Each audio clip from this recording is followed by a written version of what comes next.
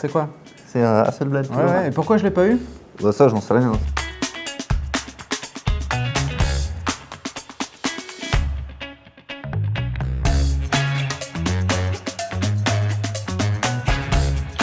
The Hasselblad X2D 100C is a 100 megapixel medium format camera that promises incredible image quality and Hasselblad's mystique. But it also has limited autofocus abilities, no video, and a breathtaking price tag. So who would actually want one? My pro photographer friend is a good candidate. He wanted to see if the X2D could help him take more creative photos, so he's seriously considering purchasing one to complement but not replace his existing Sony cameras. He had a number of shooting situations to test it with, including a theatrical group, portraits, and an evening out. I also tested it in low light for landscapes and more. Here are the results and our thoughts on it.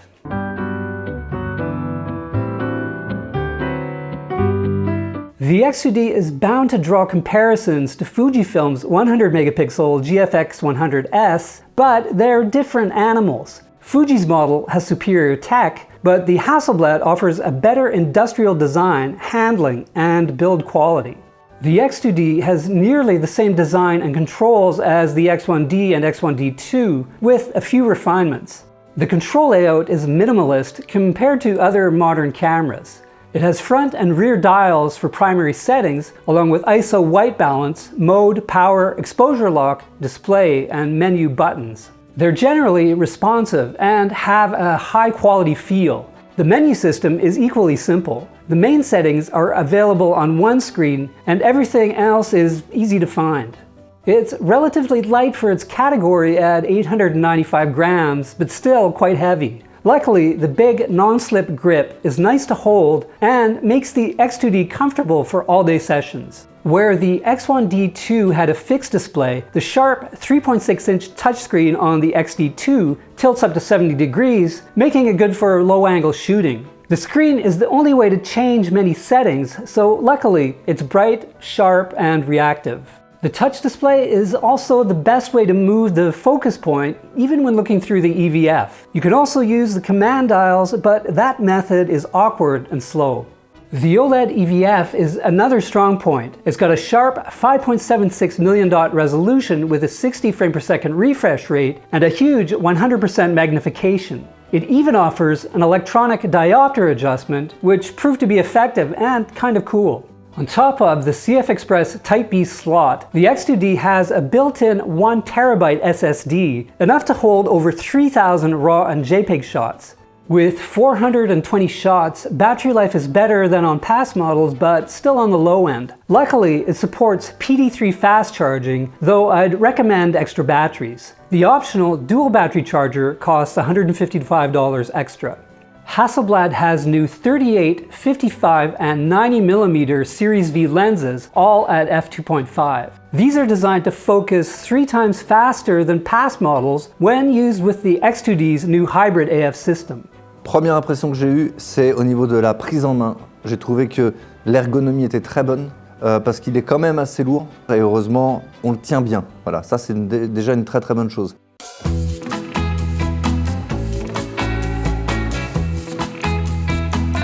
With a new processor, the X2D starts up much quicker than before and is faster in general than the X1D2.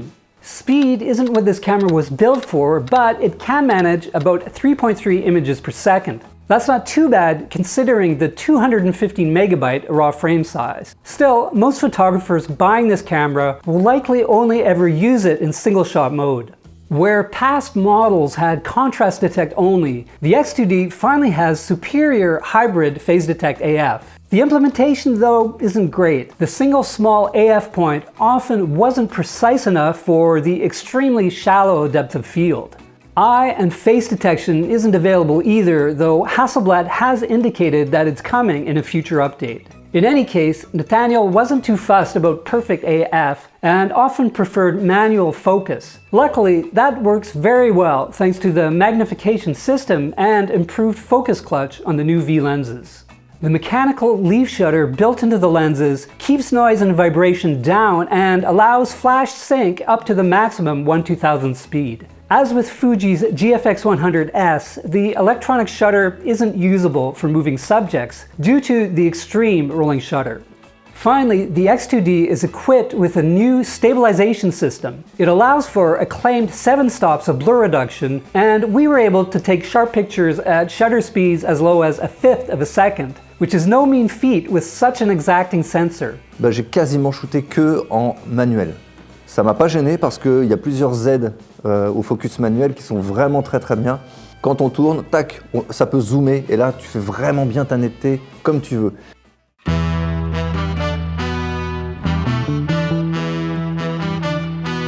The X2D's greatest weapon is the 100 megapixel backside illuminated sensor. For reference, the pixel size on the X2D is 3.76 micrometers, the same as Sony's 61 megapixel A7R5. Dynamic range exceeds 15 stops, more than any camera I've ever tested. Hasselblad also uses what it calls natural color science to provide accurate hues.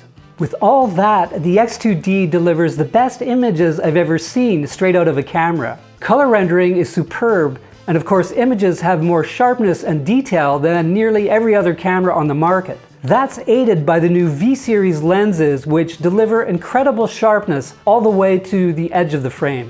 Low-light performance is formidable for such a high-resolution camera as well. Grain is well controlled up to ISO 6400, and while it's far more noticeable at ISO 12800, picture quality is still excellent. Beyond that though, grain starts to become noticeable and distracting.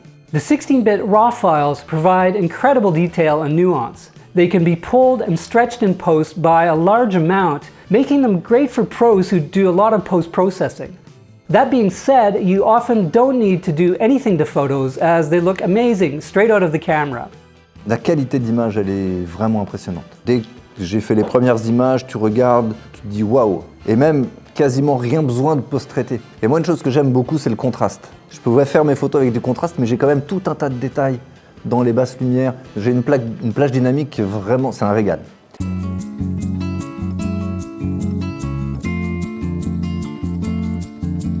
The X2D is Hasselblad's best X-System camera so far, thanks to improvements across the board, but especially with image quality. It now reigns supreme in that area, besting Fujifilm's rival GFX100S by a good margin. Yes, the Hasselblad is expensive at $8,200. That said, it's not a giant leap over the $6,000 GFX100S, and is relatively cheap for a Hasselblad. More importantly, how does Nathaniel feel about it? Il y a un côté retour à la vraie photographie où tu gères tous les paramètres. L'autre chose, c'est que l'air de rien, tu arrives, tu shootes avec du Hasselblad. Ça a l'air de rien, mais ça donne une crédibilité peut-être supplémentaire que tu pourrais avoir avec un autre appareil. Alors la question, elle est là. Est-ce que vraiment ça vaut le coup ou pas? Parce qu'il y a quand même un investissement de 8 700 € juste pour le boîtier, et après faut rajouter les objectifs. Malgré tout, plus tu as du bon matériel, plus tu peux proposer des images très qualitatives, plus aussi tu montes en gamme au niveau des prestations que tu fais. Thanks for watching, and if you enjoyed this video, please hit like and subscribe. And for more on technology, check out Engadget.com.